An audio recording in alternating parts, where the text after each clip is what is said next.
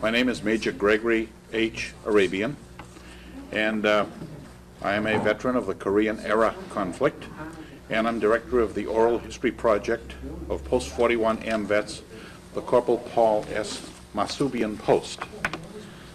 And we are taking today the oral history of one of our members, Ben Akillian. There are 19 million war veterans living in the United States today, possibly a little bit less. But every day we lose about 1,500 of them.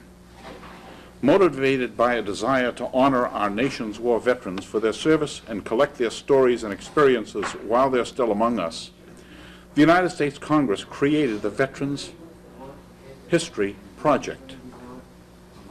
This project is outlined in Public Law 106-380, and it was signed into law on October 7, 2000.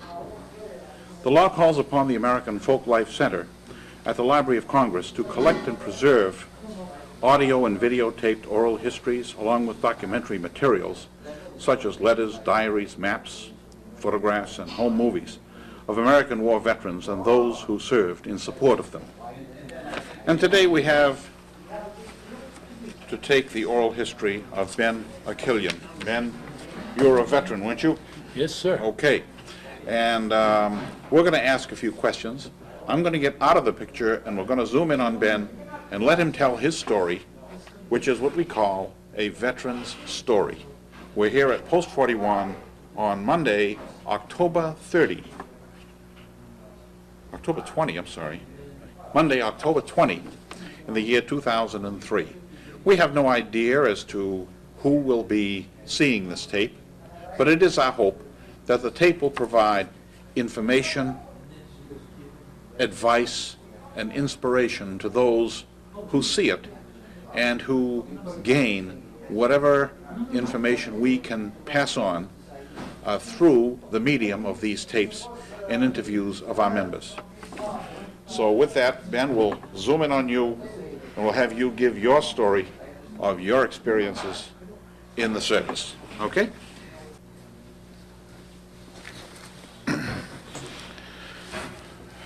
Ben, where were you born and brought up? I was born and brought up in Watertown, Massachusetts. Mm-hmm.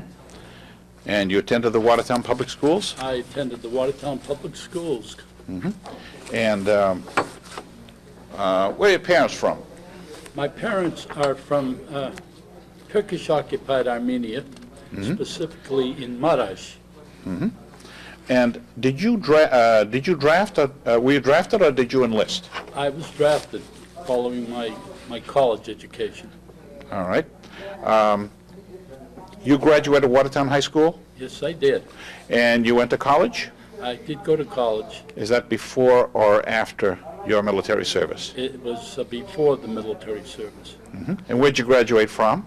I graduated from Harvard College in 1952. Mm-hmm. And from there, you went in. You were drafted into the. I was drafted in November of 1953. Mm-hmm. Since I had a year of graduate school as well, and served until November of 1955. 53 to 55. Yeah. Were you in the reserve army after that? I was not. You weren't. Okay. You did. So you didn't pick the service branch or the branch of the service that you I worked did in. not pick. Okay. Where did you have your boot training? My boot training was at Fort Dix, New Jersey, with the 9th Infantry Division. All right. And is that where you were inducted? I was inducted Fort Devens? at Fort Devens, yeah. That's where you did your paperwork. Right. Okay. You didn't receive any training there. No, I did not. And then you went to Fort Dix? Went to Fort Dix. And what kind of training did you get at Fort Dix? The training that I received there was a basic infantry training. Which consisted of? Which consisted of lots of drilling, of course. Marching? Marching, lots of KP work, learning how to use an M1, taking that apart and putting it together blind, if you will. Watching the display of military power that could only be used in a platoon, such as the all the weapons that would normally be Used in a platoon. available. Right. How many people in a platoon? Roughly? About 50. About 50. Yeah. All right. And all of you are trained in the use of the M1 rifle? At that time, it was the M1 rifle, right? All right. And did that have a, what we call a banana clip? How many shots could you fire off? It had a clip of 8 shots. 8 shots? Right. Okay. And did you did you get a marksman's badge or anything of that No, sort? I just passed You passed. the target You qualified. qualified, right? Okay. And after your boot training, when did you finish that? I finished that in December of '53. December 53. Right. And where did you go after that? After that, the Army sent me down to Fort Lee, Virginia. Oh, It was yes. supply school. So I became indoctrinated in the quartermaster at that time. In the Quartermaster Corps. Right. Okay. Now, did you get what they call on-the-job training, or did you have any specialized training At Fort Lee, Virginia. at Fort Lee? We were pretty much, the training was classroom training, consisted of the basics such as learning how to type, how to prepare reports, and of that type. The designation of the various supply forms and things like Supply that. forms would have years. And how did you do there? You passed the course. I passed the course there. Okay. And then did you go into a supply regimen so far as your work is concerned? Well, I was intended for supply work. Yeah. But Okay. when I received my orders, the orders called for Ellery W. Niles, which I couldn't make out specifically, but in New York. And I thought, well, there are many small Army camps in the state of New York. This Ellery W. Niles must be another small Army camp. So I was told to report to Lower Manhattan, where a ferry, similar to the one that was recently in that tragic accident. Similar to the Staten Island ferry? And at Fort J, New York was the headquarters of the First Army at Right. that time. So I got down to the ferry, I crossed over to Fort J, Yeah. which is something like a 2-minute trip. And waiting on the other side at Fort J were 2 military non-coms, non-commissioned officers. One was a corporal, one was a sergeant. And of course, I was a lowly private at that time. Okay. And so when they saw a GI with his duffel bag over his shoulder, they came over and said, are you Akillian? And I said, yes, I am. So the corporal said, well, let me take your bag.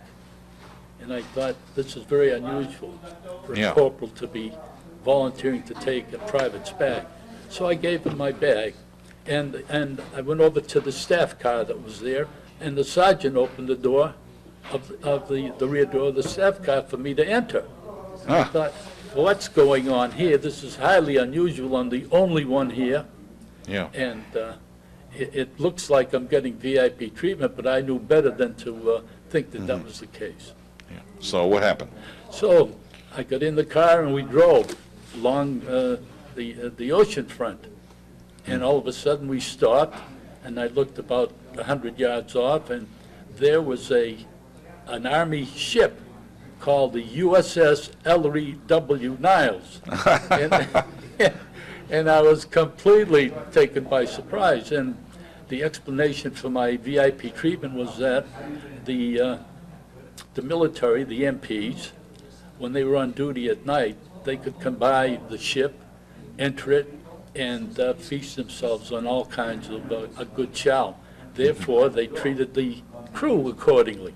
I see. And so the supply officer had been waiting something like 2 years for a supply clerk, namely Ben Akillian, to show up to do all of the work. All the supply supply work on the right. ship. Well, Okay.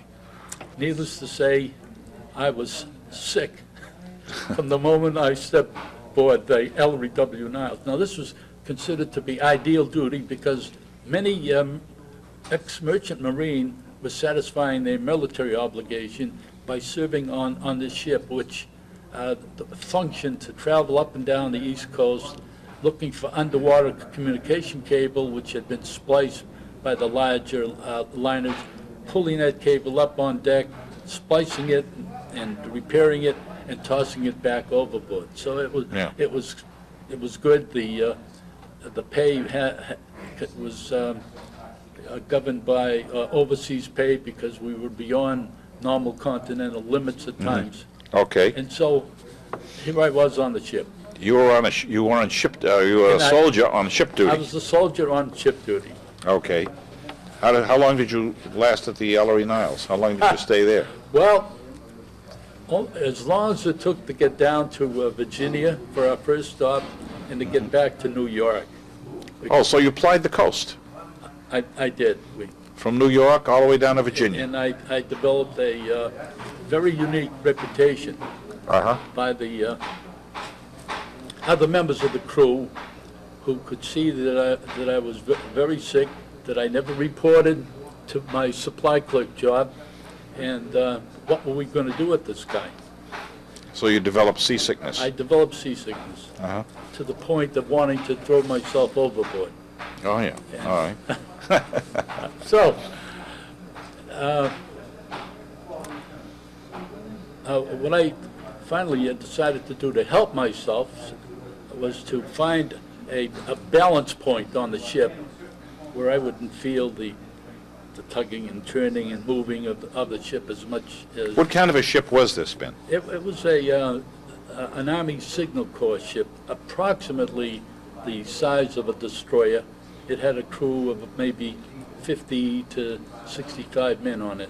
Uh-huh. And it And had... you were acting as a supply clerk for 50 or 60 people on this destroyer-sized That's right. ship. That's right. Okay. And All right. So what happened? You I had tried to keep- find a balance keep point? the warrant officer, the supply officer, happy. But Yeah. I was unable to do that. And I quickly got on the wrong side of this man who was waiting for 2.5 years for a supply hunky to show up. Yeah. And when I did, I couldn't do a lick of work there. So I quickly, the news spread throughout the crew that watch out for this guy, Akillian, because he's liable to regurgitate on you at any time. Okay. And so the word got up to our skipper, who was a Russian-American, Yeah. and he did not mix with the crew. He was virtually up in his own cabin there for the full time. Well, when he heard about that, now here's a man who expected that every member of his crew would do the job that they were intended to do. Yeah.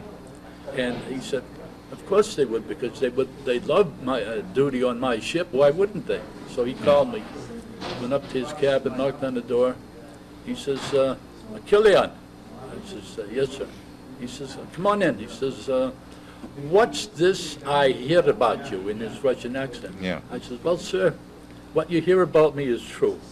I will forever be seasick on this ship unless you send me off. He says, but how can you feel that way? Everybody on the ship feels like it's the best duty you could get in the Army. I says, I'm sorry, I'm the exception. Yeah. He says, well, Akillian, when we get back to New York, and the home base was at Staten Island, Fort Wadsworth, when we get back to New York, I will be forced to see that you get a transfer. I nearly leapt into his arms with joy. And so that's what happened. Uh-huh. As soon as I touched ground in Virginia, it was like an instantaneous recovery. But once I got back on the ship, it You were was the sick. same old rolling and Uh-huh. getting sick again. Okay. So When you got back to Staten Island, when I got back to Staten Island, then I did serve with the First Army Signal Service Unit, which was a Signal Corps outfit, and I served in the supply function there okay. under a supply sergeant. And that was with what unit? Well, that was the 1267th Service Unit. Okay. So you were in the supply section of I that was in the unit? supply section. Okay. How long did you stay there? For the balance of my time in service, so Mm-hmm. that would have been until November of 1955. Okay. Now, was all your service stateside? It was all stateside. Okay. And with regard, now, you were in the service from 53 Right. to 54. The Korean War had ended in August of '53, and I was drafted in November. I was very fortunate, if you might say, Yeah. to avoid.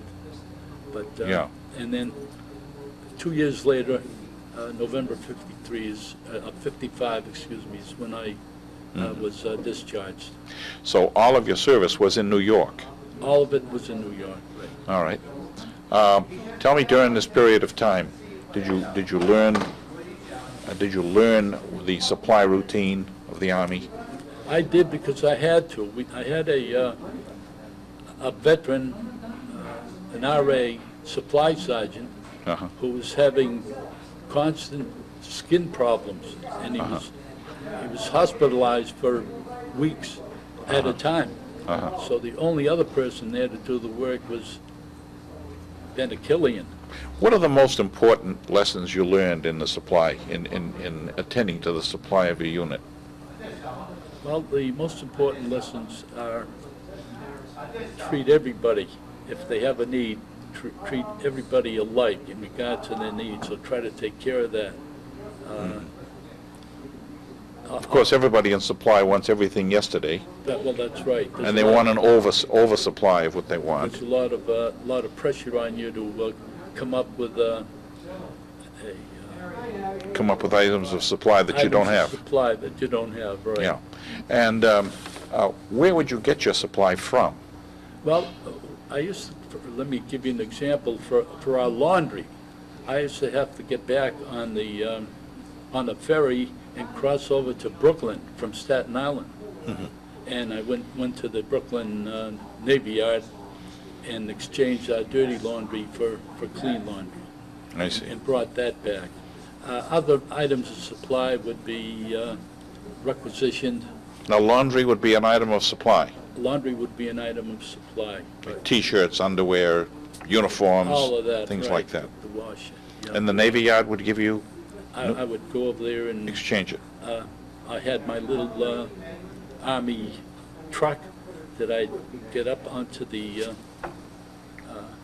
Ferry? on the ferry, thank you, and cross over to Brooklyn. And I remember one time dozing off a little bit and woke up, and there was the USS America right there in front of me. Gigantic Gigantic ship. ship. It was quite an experience to see that. How many people were in your unit? Oh, altogether there must have been approximately 150. And did you have your own facilities there, your cafeteria, your chow hall, your barracks? We had a company chow hall. We didn't eat right there where we were. We had to go to a nearby building to get our. But was it military food? It was military food. How was the food? Yeah. How was the food? I thought the food was good. Hot meals? Hot meals. Were you forced to go out and eat? No, we weren't forced to do that. If Yeah. we were fortunate enough, we might get a day or two into the big city, into Gotham. And one of the things that I'll cherish is the fact that I got to see through the USO, I got a ticket to a heavyweight championship fight involving Rocky Marciano. This was at Yankee Stadium, Really? and against Ezra Charles, and I was there for that fight, and it was one of the thrills of Really? one of the highlights of my service time. All right. When you went into town, did you go into town in uniform or out of uniform? In uniform. In uniform. And there was a reason for that. If you needed help, you go to the USO and show up in a uniform looking clean and Presentable. presentable. Other than the food, how was the, were you given adequate clothing? The clothing was adequate. Okay. What you quickly learned, though, is that if you were a mere private, it didn't matter what kind of background education you came up with. You were treated the same. You were treated the same, but you were looked down upon, if you will, by the, especially by the first sergeant, who had to cater to the new lieutenants who were wet behind the ears. But he wasn't going to do anything for a lowly private, regardless. Did they look upon you as, oh, here's a Harvard graduate that we're going to make him? Well, I try to keep that as low key as I could. Yeah. Did many people realize after a while that you did go to Harvard? Some of them learned, yeah, and Yeah. by that time I was able to make friends with them, so they didn't Yeah. hold it against me. Yeah. Did you have any, and how did you get along with your people? Well, I think. 150 people in your unit? And, you know, they realized that I was filling in for a regular veteran supply Okay, sergeant. okay. And you were in a situation there where you were in a military compound. Is that correct? Exactly. And what did this compound consist of? Office spaces for the commanding officer, for the first sergeant, mail clerk, that kind of thing. Now, this was a signal battalion. Right. And what was the mission of the signal battalion The mission of the at that point? at that point was simply to take care of any communication problems that came up with the ship. When the ship was out doing its job of repairing underwater communication cables. Oh, I see. So you were a signal battalion that was attending to the ship. communications problem of the ship that you got off of. Right, exactly. I see. I see. That's it. So here we have a battleship type of ship that is repairing cable and communications between New York and Virginia Right, that has certain communications needs. right, And rather than serve on the ship, you were serving on land right, and attending to any of their communications problems. exactly. I see. I see. So it was limited to the communications problems of that particular ship. Right, and the ship reported, the commanding officer of the First Army Signal Service Unit at Fort Wadsworth, New York, which is where I was stationed. Uh-huh. The commanding officer there also supervised, if you will, the Russian captain of the ship that I told see. you about. So, All right. so the ship reported to Fort Wadsworth. I see. So the ship reported to Wadsworth, and you were in Wadsworth taking care of the supply needs of that communication Right, mission right, of the ship. exactly. I see. Now, did you deal in procuring supplies, say communication supplies, such as wire, telephones, and things like I that? did not handle the communication supplies because they wanted somebody to do that who was technically competent to state what was wrong, Okay. what needed to be requisitioned. So you're in the general supply? I was in general supply, right. Okay. Now, is it fair to say that all of your service was limited to the New York area? It's fair to say. That's pretty good duty. It is pretty good duty. And you saw quite a bit of the city, I suppose. I did see quite a bit of the city, Yeah. and I lived in Watertown at the time. Really? And those were the days when I used to hitchhike home on a Really? weekend. And the first sergeant suspected, and he was a tough SOB, and he suspected that I couldn't hitchhike. I told him I was taking public transportation, the train home. He said, "You can't possibly take the train home 3 or 4 times a month on your salary." He says, "If I ever catch you coming back late, I'm going to throw the book at you." So was hitchhiking against the rules? I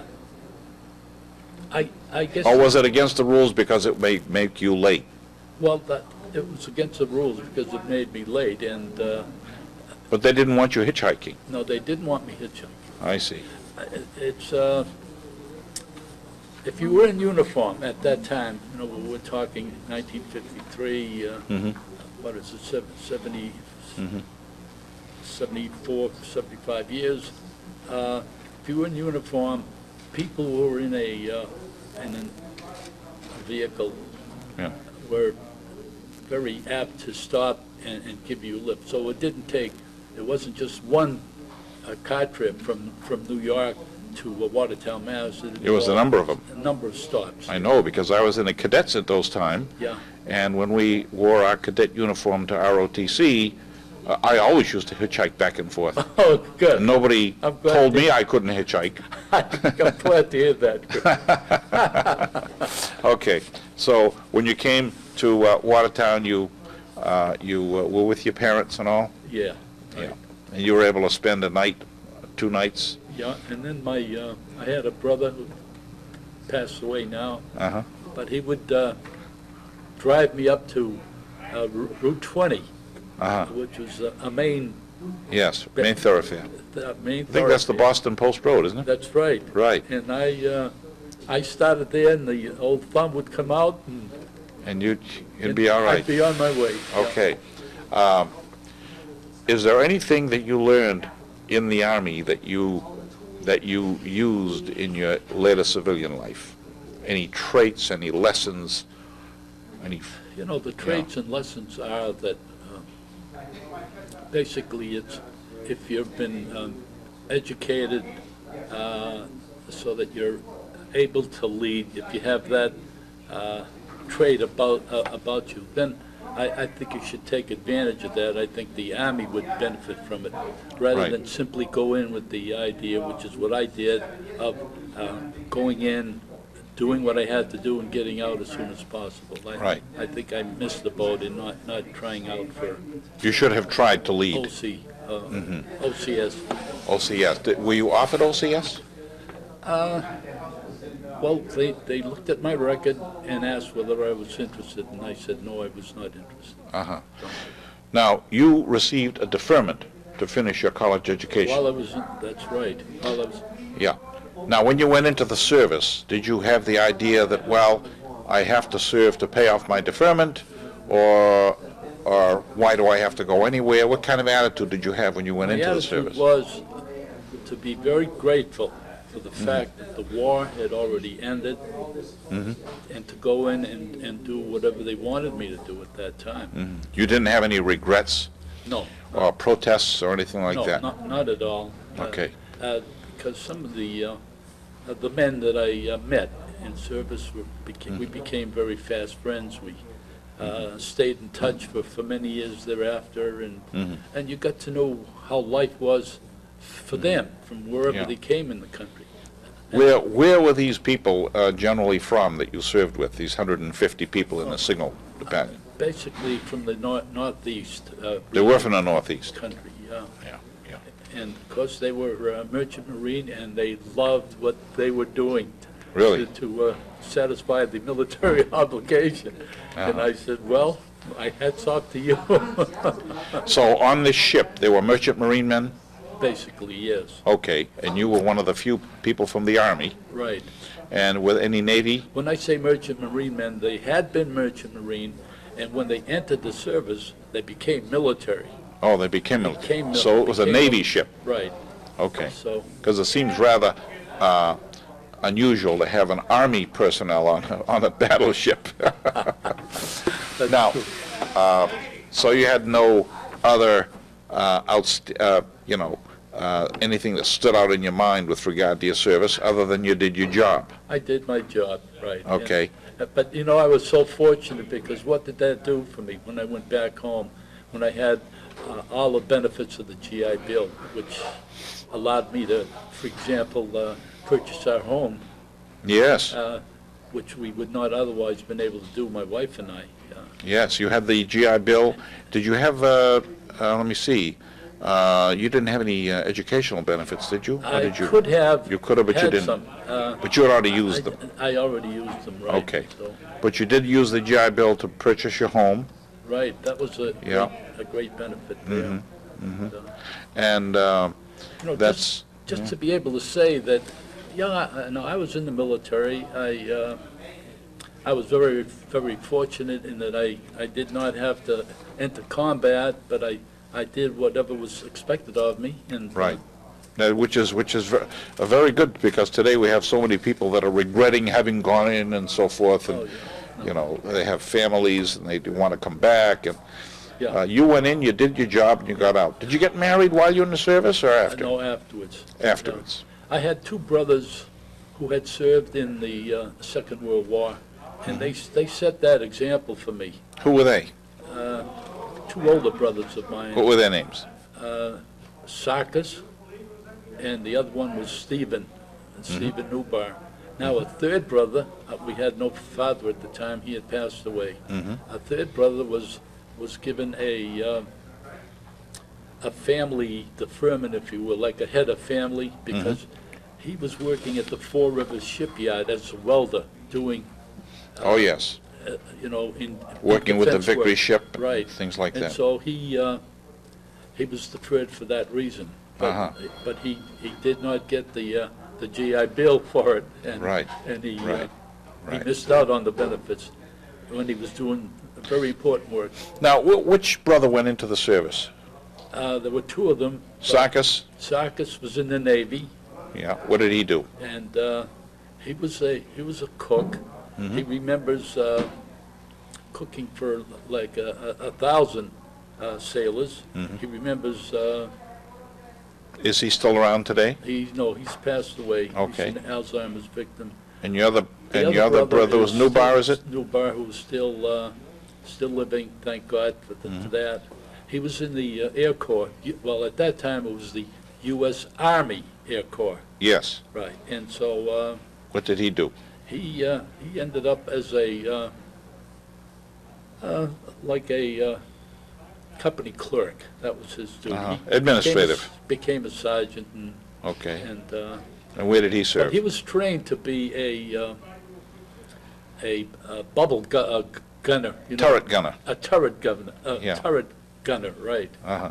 So, Okay. one of the things that I'll always remember was the terrifying thought of receiving, with the M1, attaching the bayonet to that, and going into the, the straw man field, Yes. and practicing how you were going to disembowel a member of the enemy.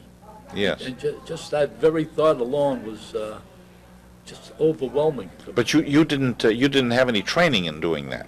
No, I didn't have any, not real life training. I had Right. No, what I'm saying is you didn't have any training in bayonet practice. No. I'm Well- sure that if you did, you'd know.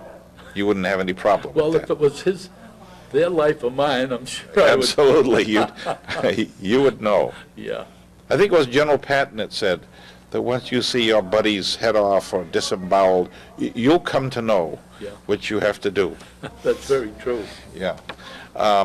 Now, when you got out of the service, that was 1954? 55, 55. right. Tell us what you did after that. Well, of course, I was looking for work. I was still single.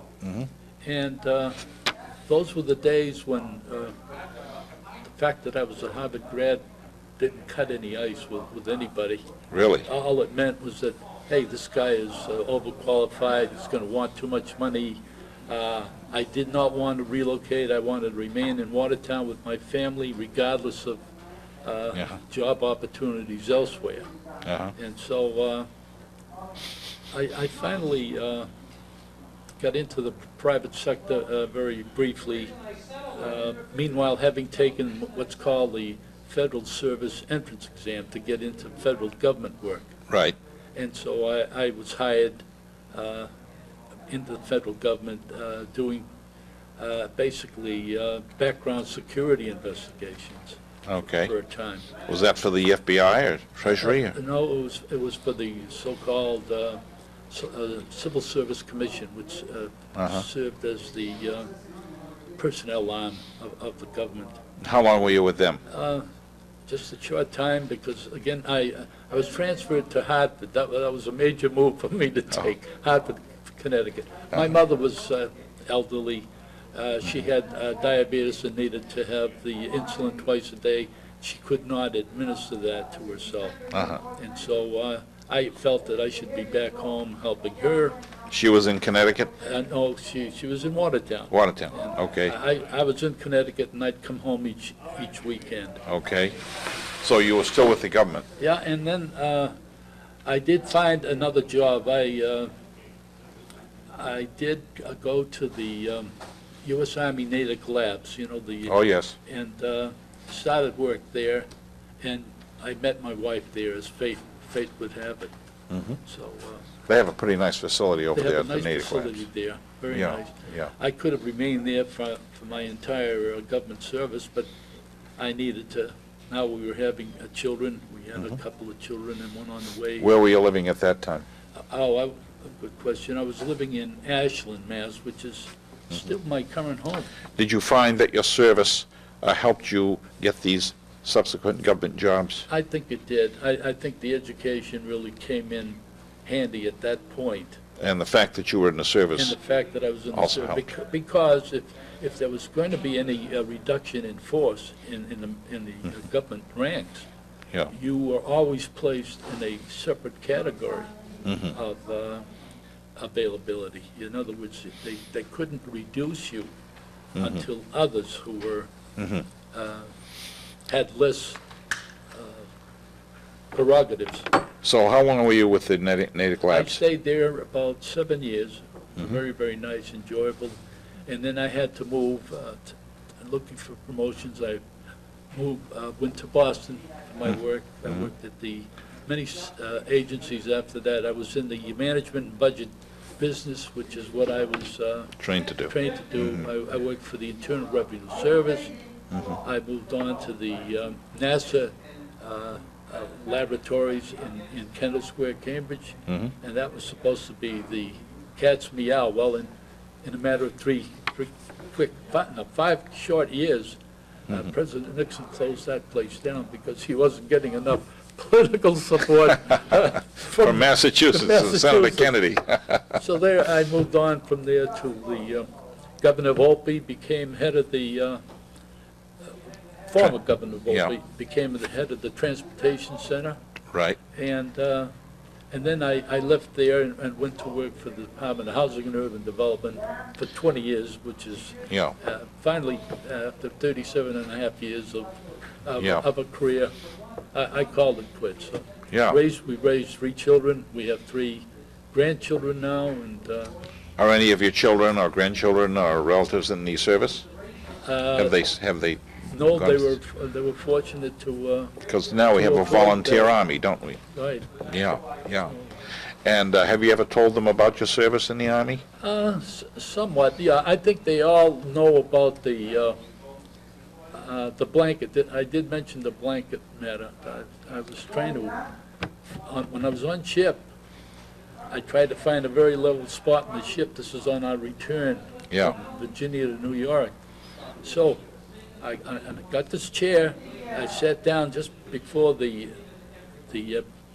bridgeway, the gangway leading up to the spiral stairway leading up Yeah. to the bridge. And I sat there, and there was no other room for anybody else to bypass unless they climbed over me.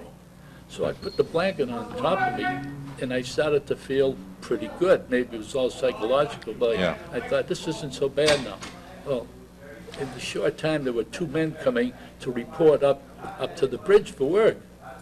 And they said, "Hey, Mac, what the hell are you doing there? We gotta get up there, and you can't sit there." And Yeah. so what that led to was the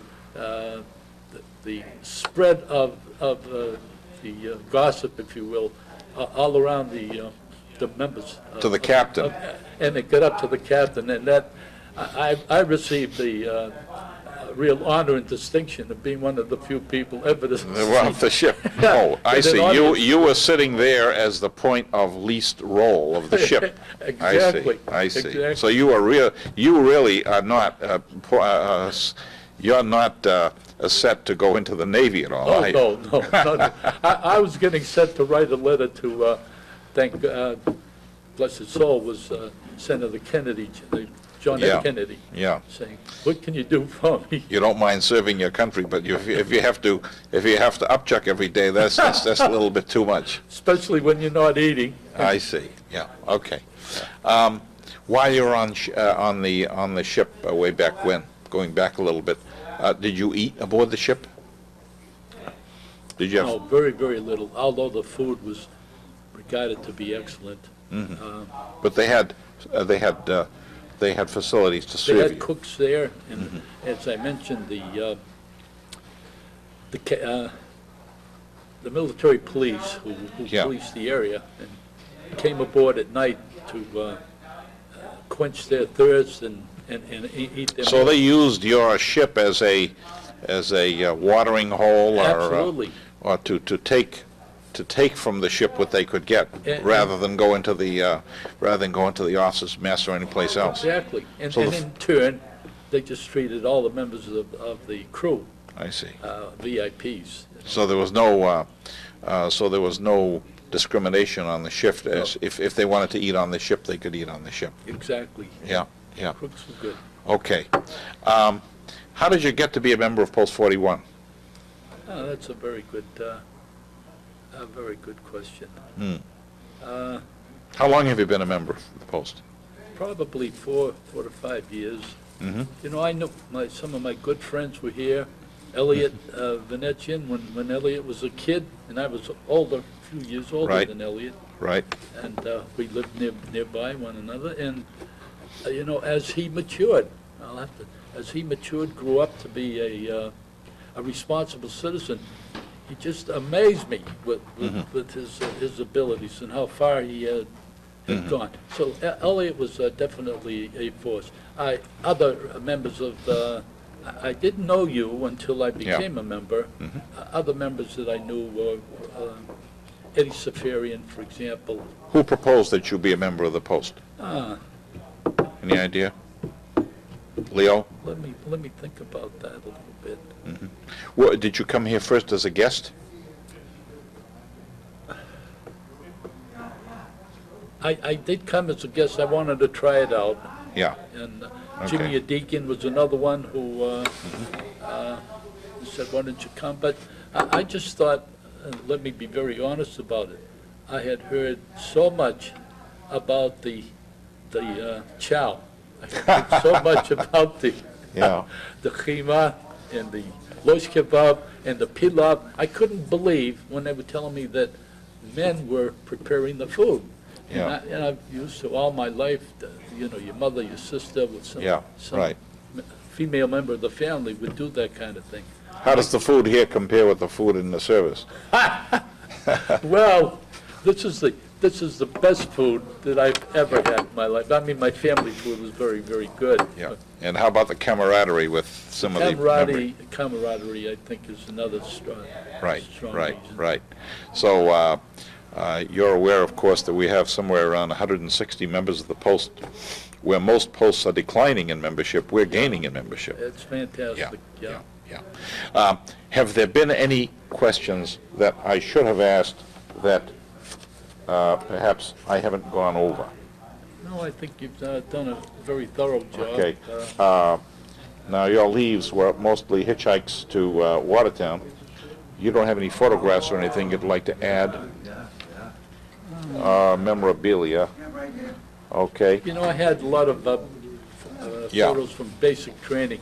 Yeah. buddies who went in with me and Yeah, you've made good friends with them. made good friends, yeah. Okay. If that's it, we're going to close this interview, okay? And let me see if we can just open it up.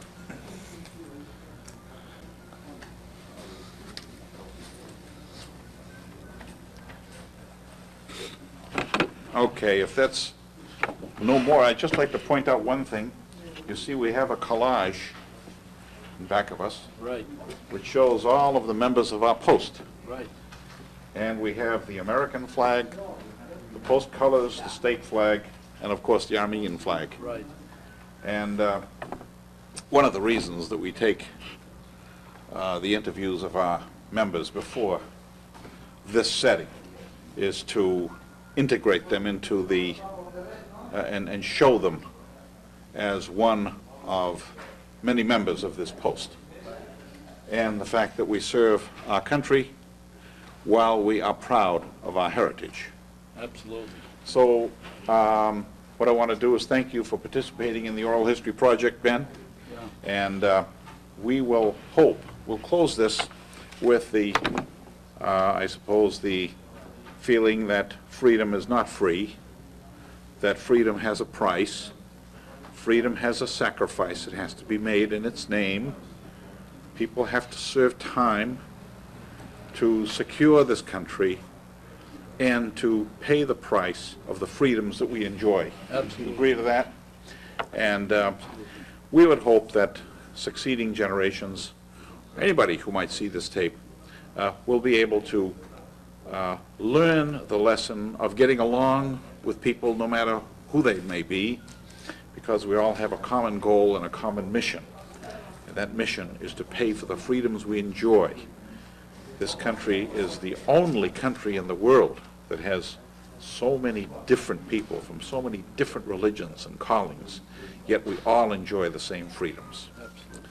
So thank you very much for participating. Thank you. And we're going to close this interview. I want to compliment you on Okay. the way you've handled everything, and It's been an absolute pleasure, because everybody that I've interviewed does appreciate what we do here.